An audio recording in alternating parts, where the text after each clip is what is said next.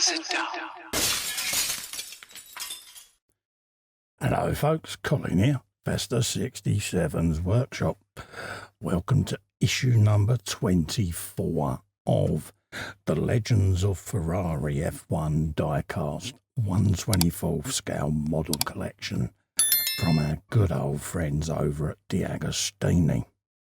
Now, if you'd like to grab these for yourself and add these Ferraris to your collection, head over to the DeAgostini website.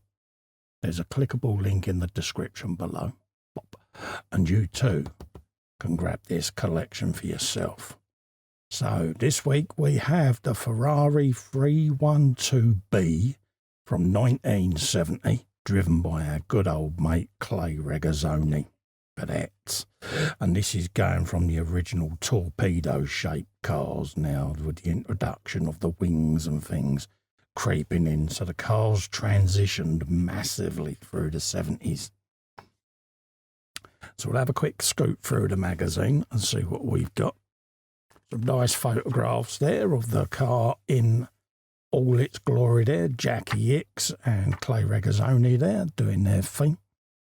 All the different things that were creeping in, the different technologies, folks. This was the cantilevered oil radiators that were coming in with all the ducting and all of that lot. So it was a massive, massive decade of change in motor racing.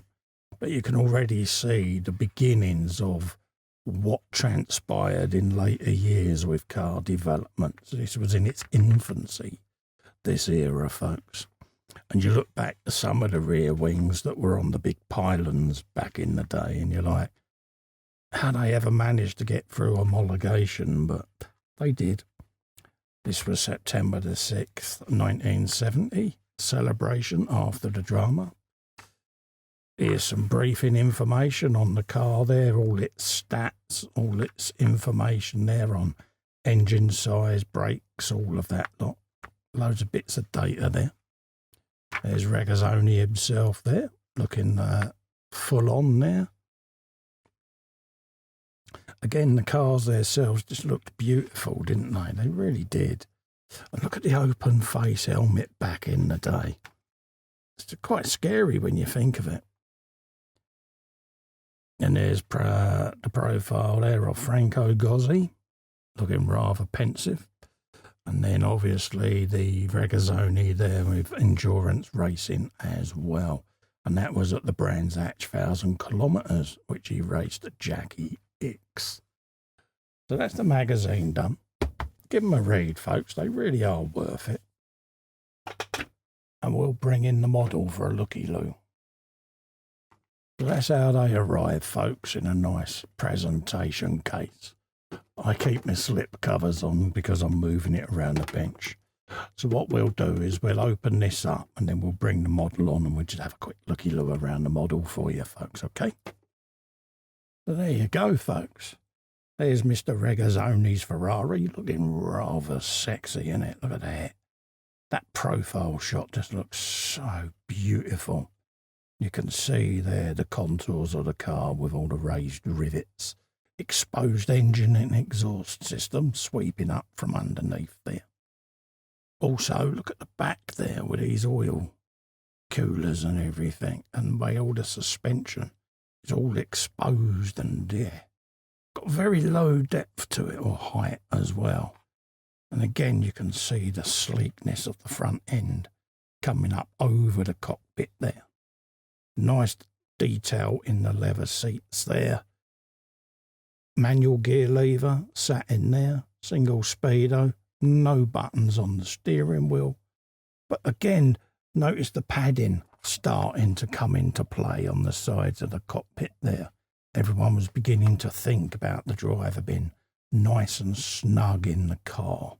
But also notice where the rear wing is. One, it's quite a way forward, whereas modern cars are quite a way over the rear axle. But also how narrow it is when you look at it. Quite a tiny little width in it. It's ickle, but functional. Certainly does the job. And again, the car there with the exposed wishbones, quite small diameter wheels as well on the front there compared to the modern day. I think the modern day F1 cars, there's quite a similar diameter in the wheels, and the only difference is the width. But again, all the exposed linkages and that are there, it just makes the car look more rugged, more robust and more visible to you. But from a driver's point of view, they must have been quite scary things to drive. Again, I'm looking at the exposed exhausts coming up underneath. Very little ground effect there underneath as well with the floor. It's all exposed under there.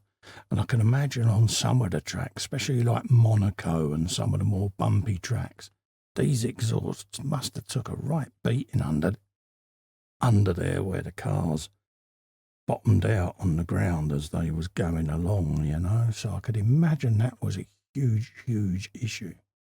Very, very minimalistic hoop. And look at the tinsy-wincy little headrest as well, how thin that was. All right, I know the drivers are wearing a crash helmet and it's got padding, but that must have been quite aggressive because the miniature little hoop there is quite close to the top of that. So I can imagine their crash helmet spent most of its time banging on the roll hoop, especially if the driver was slightly taller than the rest of the drivers in the field.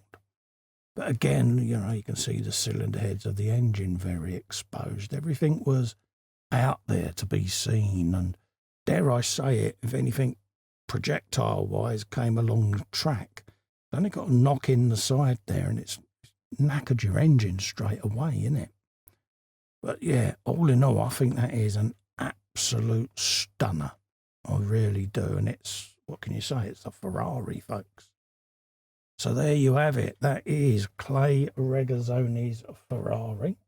And that is the 312B from the year 1970, folks. Don't forget, if you'd like these for yourselves, head over to DeAgostini's website. Follow the link below in the description. And you too can subscribe and get this collection. No Tifosi going to want to be without it, folks. In the meantime, to help me out, if you could just click little festa in the corner there and subscribe to the YouTube channel, I'll be immensely grateful. Also, whilst you're there, give the bell a ring, select all, and you'll get notified of upcoming part work content, as well as all the scale model builds and tutorials that I do. In the meantime, stay safe and well. Thank you so much for coming in and keeping me company. Bye-bye for now.